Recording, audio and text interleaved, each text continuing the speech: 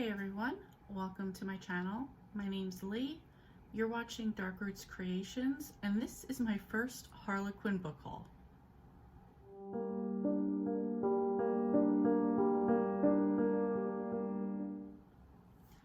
So thanks to Sarah from the Bookish Knitter, she let me know about a Harlequin book sale, and I gave into the suggestions of peer pressure and signed up for an account and got the deal. I've read romance before, not so much Harlequin category romance that I knew of.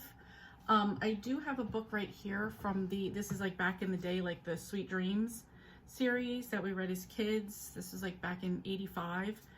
And there was like a whole line of them. I guess they would be YA, but they were like for younger kids. Anyway, she just let me know that that was like a category romance type of thing. So I have read some, just was unaware that's what it was. And that was probably not from Harlequin. So anyway, so I'm like a total newbie at this, not really sure like what to figure out. So I'm just gonna like tell you to the best of my abilities what I have. So this sale was buy 3 get 3 free, and also over I think $25 or $25, maybe $20. It was free shipping. So this is like a hard deal to beat. So I basically got 6 books for like $27, and yeah, I was like, all right, can't beat this deal because it's basically like buy 1 get 1 free. So I'm still new at this, so like I don't know all of the, I believe she also said, Sarah also said there's like deals every Friday or every Wednesday. I think she said Friday, I'm not 100% sure. But anyway, let me jump in and show you what I got. So first up, I got some Susan Mallory books. I read the Stepsisters by Susan Mallory earlier this year, really enjoyed it. So I did put California Girls on my TBR. I saw it on the list, so I picked it up. This is, and I feel like this is kind of like the Susan Mallory type of thing. Well, in this one again, it's the California sun shines not quite so bright for 3 sisters who get dumped in the same week. So, like Stepsisters was kind of like the same thing, like 3 sisters that have to come back together, or 2 sisters that have to come back together because their half sister had something wrong, like she was sick. So I'm getting the feeling that this is very similar to that. Finola, a popular LA morning show host, is blindsided on live TV by the news that her husband is sleeping with a young pop sensation who has set their affair to music. Zenny's breakup is no big loss. She'd rather be surfing. Never the tallest or the prettiest sister, Allie is used to being overlooked. Blah, blah, blah, blah, blah. I don't want to give too much away about the other stories on here. Side by side, these sisters will rebuild their lives, and all the affection, charm, and laugh out loud humor, that is charm of Susan Mallory. So I feel like this is going to be not the same book as Stepsisters, but it definitely fits that like formula that is this author's writing. I enjoyed it, so I picked this one up as well. Also, I kind of feel like this would be another awesome like summer road trip-ish, at least it looks it from the cover, so we'll see where it goes. I like this kind of writing where like there's something tragic happens to women or bad, and like they kind of like rebuild themselves, and I kind of get the vibe that this is what this is going to be. So the next book I got is also another Susan Mallory, and this is The Boardwalk Bookshop. I believe this just came out. I don't know how to tell, but I think that it was like the newest one on there. There might have been one more coming out after this one, but that one doesn't come out till September. Not 100% on all this. I'm sorry, I'm like such a newbie at the whole Harlequin thing. Anyway, very much like the other ones, this says, when fate brings 3 strangers to a charming space for lease on the California coast, the Boardwalk Bookshop is born. Part bookstore, part gift shop, part bakery. It is a dream come true for Bree, Mickey, and Ashley.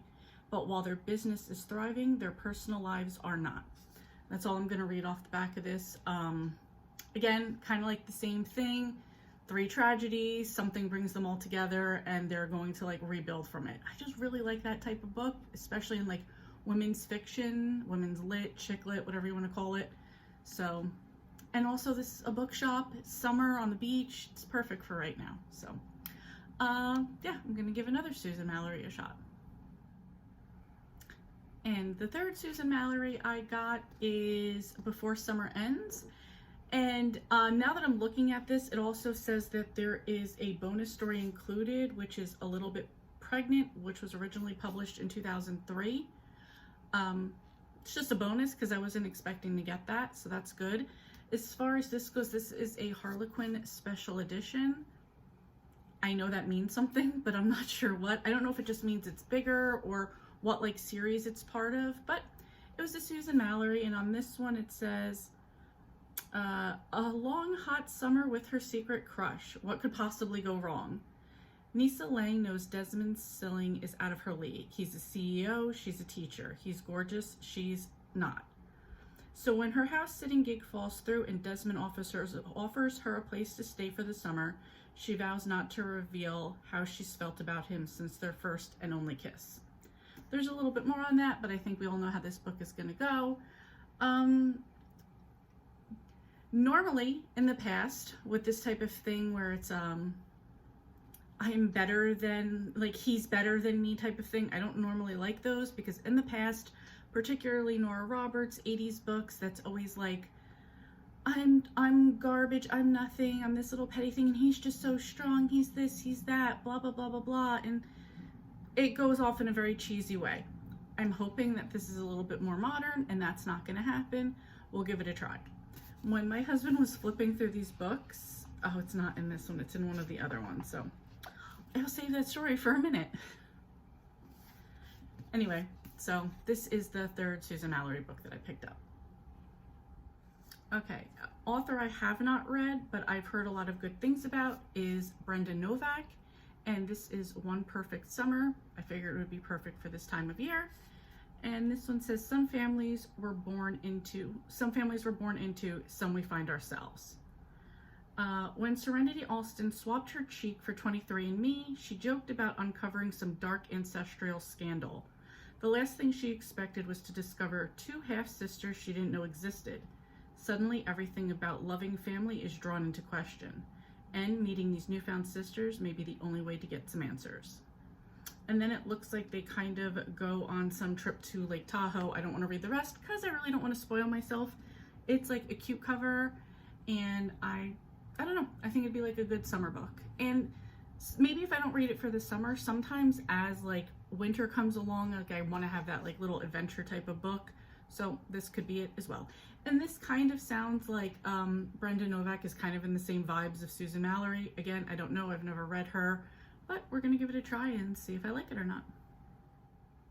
And the last two books that I picked up are from the love-inspired inspirational romance line. Again, not sure what that means, but I'm thinking these might be a little bit more faith-based, and I'm thinking that because Sarah had already recommended this book, and this is their Make-Believe Match by Jackie Steph. And this is their pretending relationship. It's becoming all too real. Impressible Sadie refuses to wed someone who doesn't understand her. To avoid an arranged marriage, she finds the perfect pretend beau in handsome but heartbroken Isaac. Spending time with the unconversational Sadie is helping Isaac avoid matchmaking pressure and helping him handle a difficult loss. But can they really be sure their convenient courtship isn't the real thing?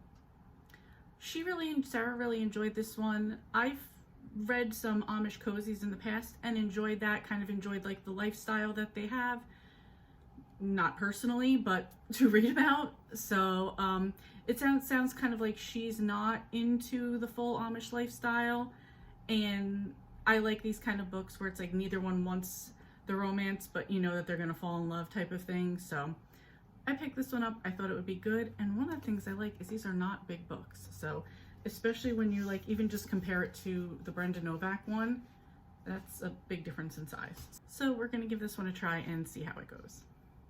Oh, also, I know she always gives like the number. Sarah, I'm sorry, her. I shouldn't keep saying she and her. Sarah, and I'm strictly going on the recommendations of Sarah here. So I know she always knows some number on the side of these. I don't see a number. I see on this one, this says August 22. So, I mean, clearly that's the time it came out. So, I don't know. Hope that helps if you're looking for it.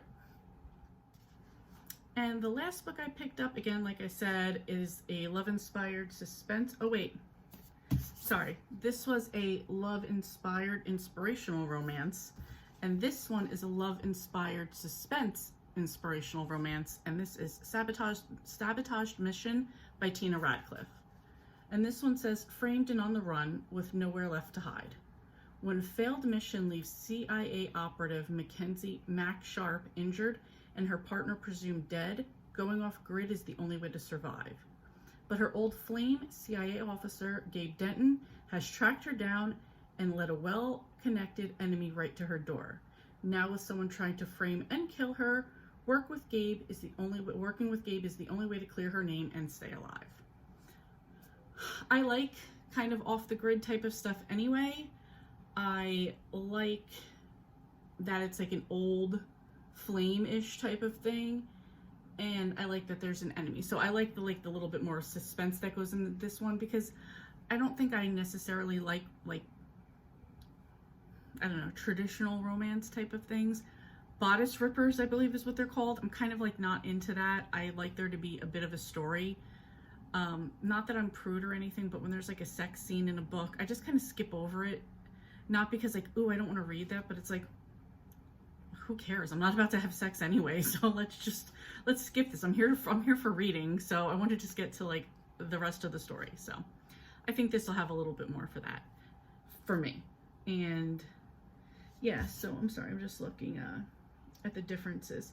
So on this one, it said uplifting stories of faith, forgiveness, and hope. And on this one, it says courage, danger, faith. So I'm guessing they are kind of like faith-based as well. And this one also on the side says August 22. So that's it. These are the 6 books that I picked up from Harlequin. I'm excited to give these a try. Like I said, I did try Susan Mallory before. I do like some Amish. I do like a little bit of like that suspense. So I'm pretty excited to dive into the Harlequin world and see what these are about. I feel like I've touched on a few of these topics before, so I think this will be good. Anyway, are any of you Harlequin readers, except for Sarah? I know that you are. If so, what lines do you like? And do you have any recommendations? Sarah, you can give me more of your recommendations as well. This is just where I'm starting out at. So I'll incorporate these into my TBR and let you guys know what I think. Maybe that might help get some recommendations back. Anyway, that's it. Thank you guys so much for watching, and I will see you next time. Oh, I totally forgot to say what the part was I was going to say before. My husband liked that in the middle of each book was this kind of like the old school postcards to like get free books and stuff like that they used to have back in all type of books that we would read when we were younger. But it would kind of be like, oh, to order the next books or to order previous books that came out. So he thought that was cool that they still did that.